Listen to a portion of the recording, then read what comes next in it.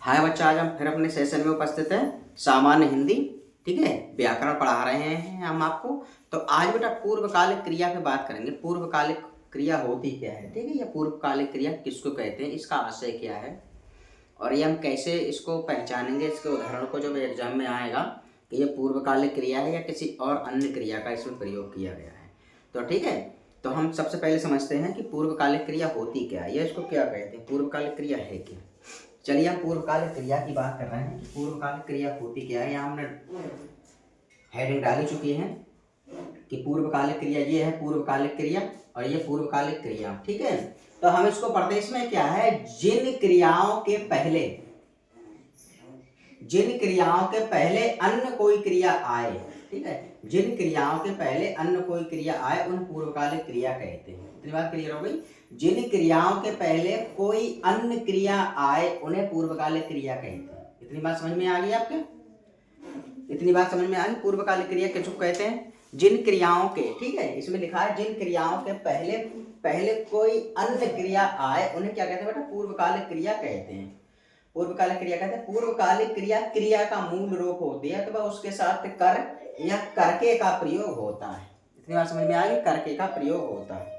पूर्वकालिक क्रिया किसे कहते हैं, इसमें साफ साफ लिखा पूर्वकालिक क्रिया किसे कहते हैं। पूर्वकालिक क्रिया जिन क्रियाओं के पहले कोई अन्य क्रिया आए उन्हें पूर्वकालिक क्रिया कहते हैं। पूर्वकालिक क्रिया क्रिया का मूल रूप होती है अथवा उसके साथ कर या करके का प्रयोग होता है। इतनी बात समझ में आ गई। अब मैं इसको साधारण भाषा में और आपको समझाने का प्रयास कर रहा हूं। इसमें क्या पूर्वकालिक क्रिया, जिन क्रियाओं के पहले कोई अन्य क्रिया, जिन क्रियाओं के पहले कोई अन्य क्रिया आए, जिन क्रियाओं के पहले कोई अन्य क्रिया आए उन्हें पूर्वकालिक क्रिया कहते हैं। इतनी बात क्लियर होगी।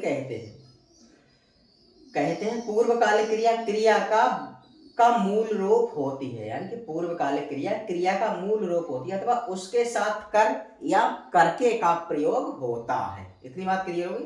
अब हम एग्जाम्पल पे आते हैं। इसके एग्जाम्पल क्या है, अब इसमें क्या है, कर या करके का प्रयोग होता है। किसके उदाहरण में, किसके उदाहरण में भैया, पूर्वकालिक क्रिया के उदाहरण में, ठीक है। अब इसमें जैसे क्या है, कर लेते हैं हम। कर वह खाना खाकर सो गया, कर वह खाना खाकर, कर आ गया, कर ये, ठीक है। इसमें साफ साफ लिखा है उसके साथ कर या करके का प्रयोग होता है। किसके साथ, उदाहरण के साथ। किस उदाहरण के साथ, पूर्व क्रिया के उदाहरण के साथ, ठीक है। इसमें क्या, वह खाना खाकर सो गया, कर का प्रयोग हो गया। अब नंबर 2 उदाहरण पे चलते हैं। अपना पाठ पढ़कर खेलो, अपना पाठ पढ़कर खेलो। इसमें साफ साफ लिखा है कर या करके का प्रयोग होता है। किसमें, पूर्वकालिक क्रिया में। पूर्वकालिक क्रिया में किसका प्रयोग होता है, कर या करके का प्रयोग होता है, ठीक है। इतनी बात क्लियर होगी। मैं दोबारा फिर इसमें पहुंच रहा हूं।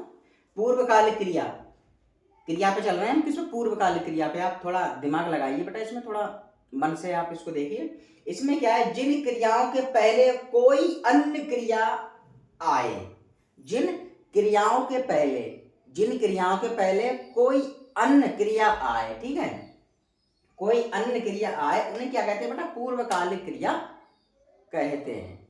इतनी बात क्लियर हो गई। कहते पूर्वकालिक क्रिया क्रिया का मूल रूप होती है। पूर्वकालिक क्रिया क्रिया का मूल रूप होती है, क्लियर, अथवा उसके साथ कर या करके का प्रयोग होता है। क्लियर हो गई। एक एक चीज बेटा मैं बड़ा साधारण और सरल भाषा में आपको बताता हूं कि विद्यार्थी चीजों गहराई से समझ जाए, ठीक है। अब इसमें हम चलते हैं, फिर हम लेते हैं पूर्वकालिक क्रिया। जिन क्रियाओं के पहले कोई अन्य क्रिया आए उन्हें पूर्वकालिक क्रिया कहते हैं। पूर्वकालिक क्रिया क्रिया का मूल रूप होती है अथवा उसके साथ कर या करके का प्रयोग होता है। अब हम उदाहरण पे चलते हैं, सारी बात यही क्लियर हो जाए। उदाहरण पे चलते हैं। अब जैसे मैंने कर लिया है, कर वह खाना खाकर कर सो गया, क्या है, उदाहरण है। किसका है भैया, पूर्वकालिक क्रिया का। कैसे पता लग रही है, कर है, इसमें कर या करके का प्रयोग होता है। अब इसमें वह खाना खा कर सो गया, कर आया, खाना खाकर सो गया, कर है।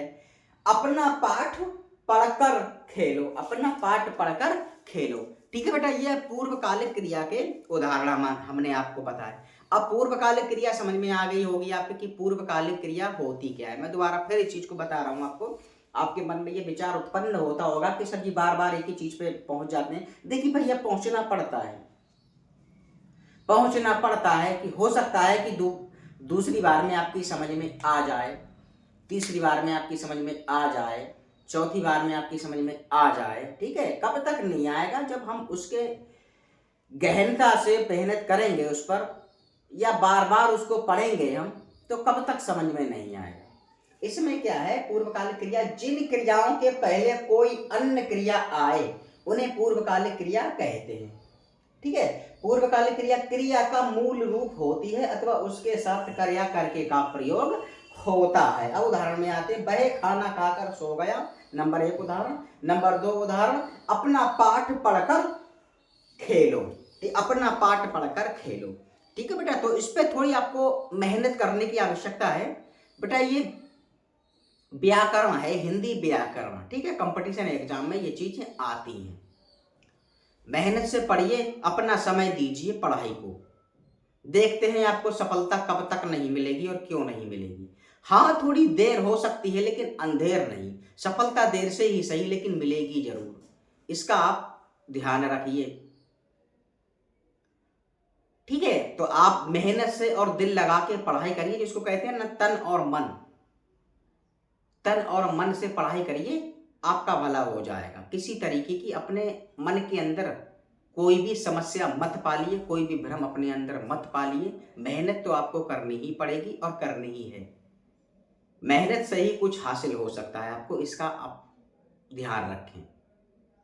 तो ये हमने आपको बताया पूर्वकालिक क्रिया क्या है और पूर्वकालिक क्रिया के उदाहरण।